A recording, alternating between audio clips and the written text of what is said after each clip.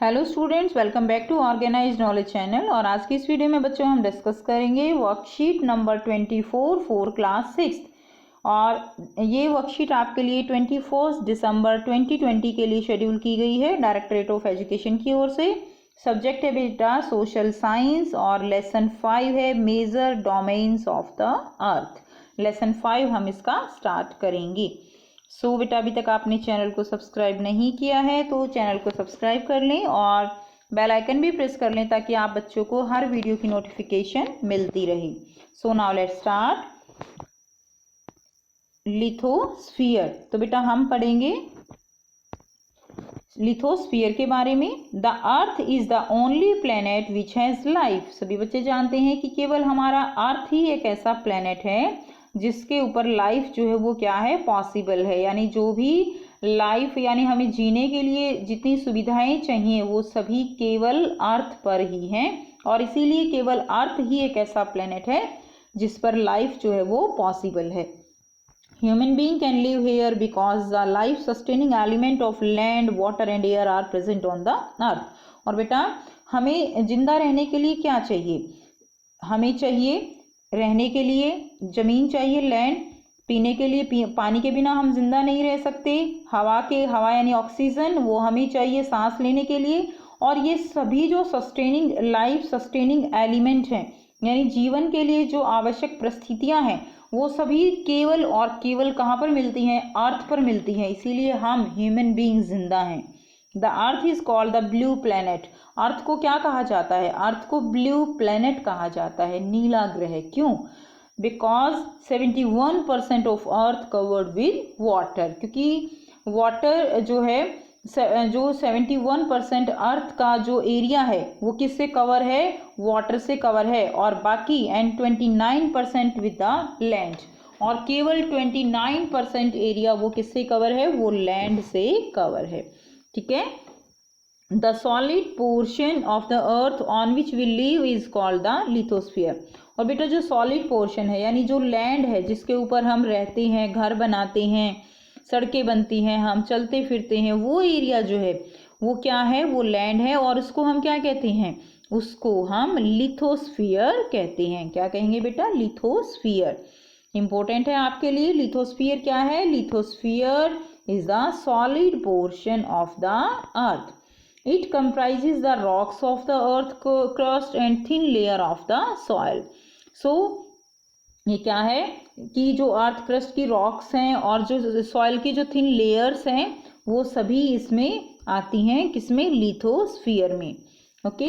सो देखिए ये जितना भी एरिया है वाटर को छोड़ के बाकी जितना भी ग्राउंड एरिया है वो सब क्या है? वो सब जो है लिथोस्फीयर का पार्ट है। अब देखिए वर्ड ऑरिजिन। तो जो ये वर्ड है ये कहाँ से लिए गए हैं? In the Greek language. Greek language से। लिथोस मीन्स क्या है? लिथोस का मतलब होता है स्टोन। एटमस का मतलब क्या है बेटा? हम अभी पढ़ेंगे एटमॉस्फेयर के बारे में। तो एटमस का मतलब होता है वेपर।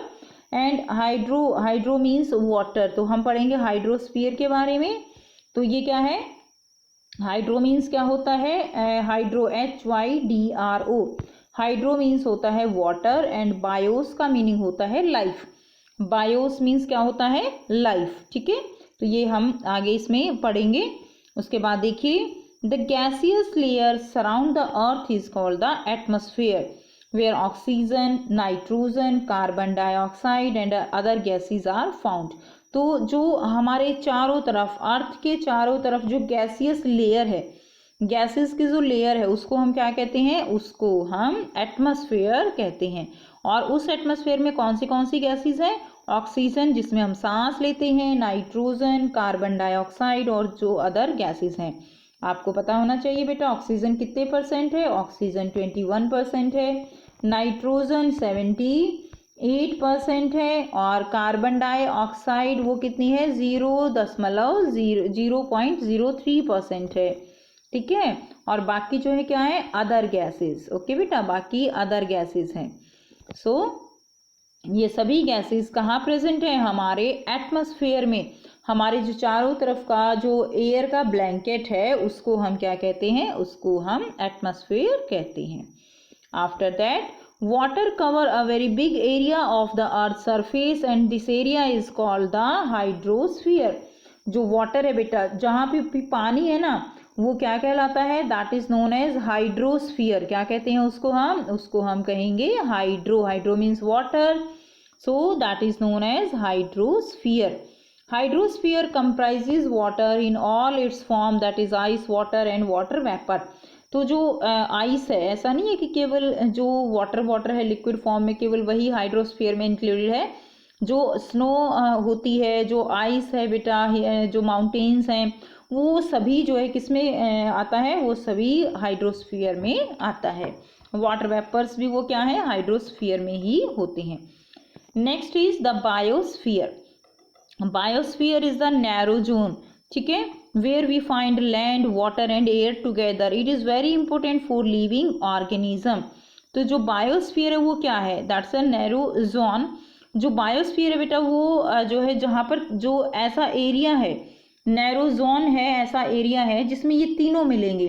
लैंड भी होगा, वाटर भी होगा, एयर भी होगा, क्योंकि ये तीनों जो है जो लिविंग ऑर्गेनिज्म है उनके जिंदा रहने के लिए चाहिए। और जहाँ पर ये तीनों इकट्ठे हैं उसको हम क्या कहेंगे? बायोस्फीयर। बायो मीन्स होता है लिविंग ऑर्गेनिज्म, तो यानी ये जो तीनों इकट्ठे हैं तो इट मीन्स वो क्या है? That is the biosphere. तो बेटा जैसे land and water and air, तो ये तीनों मिलके क्या बनाते हैं? ये तीनों मिलके बनाते हैं बायोस्फीयर, ठीक है। सो यानी ये जो आपको पिक्चर दिखाई गई है, ये पिक्चर किसकी है? ये पिक्चर एक तरह से बायोस्फीयर की है, क्योंकि इसके अंदर लिथोस्फीयर भी है, एटमॉस्फेयर भी है, हाइड्रोस्फीयर भी है। तो ये एक नैरो जोन है, ठीक है, जिसमें ये तीनों प्रेजेंट हैं। अब देखिए इसके कुछ क्वेश्चन आंसर करेंगे। फर्स्ट क्वेश्चन है, what are the 4 major domains of the earth? Earth के 4 मेजर डोमेन्स जो है वो कौन से हैं? That is lithosphere, hydrosphere, atmosphere and biosphere. तो ये आपका आंसर हो जाएगा फर्स्ट क्वेश्चन का। Lithosphere, hydrosphere, atmosphere and biosphere, तो ये 4 मेजर डोमेन है किसके? अर्थ के। नेक्स्ट है, why is the earth called the blue planet? तो बेटा अर्थ को ब्लू प्लैनेट क्यों कहा जाता है? सो ये यहाँ से आप आंसर करेंगे क्वेश्चन नंबर 2 का। The earth is called the blue planet because 71% of the earth covered with water. तो ये आपका क्वेश्चन नंबर 2 का आंसर हो जाएगा। नेक्स्ट देखिए क्वेश्चन नंबर 3 क्या है? Why is the biosphere important for living organisms? तो जो बायोस्फीयर है वो लिविंग ऑर्गेनिजम्स के लिए क्यों ज़रूरी है? तो ये आपका आंसर हो जाएगा। The biosphere is the narrow zone where we find land, water and air together and it is very important for living organism. Okay, land, water, air ये तीनों ही ज़रूरी हैं।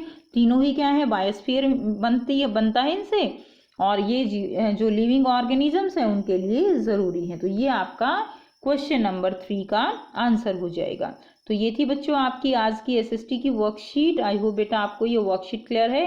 कोई डाउट है तो कमेंट सेक्शन में कमेंट करके पूछ सकते हो। वीडियो अच्छी लगी तो लाइक शेयर ज़रूर कर दीजिए, चैनल को सब्सक्राइब भी कर लीजिए and thanks for watching. Have a nice day.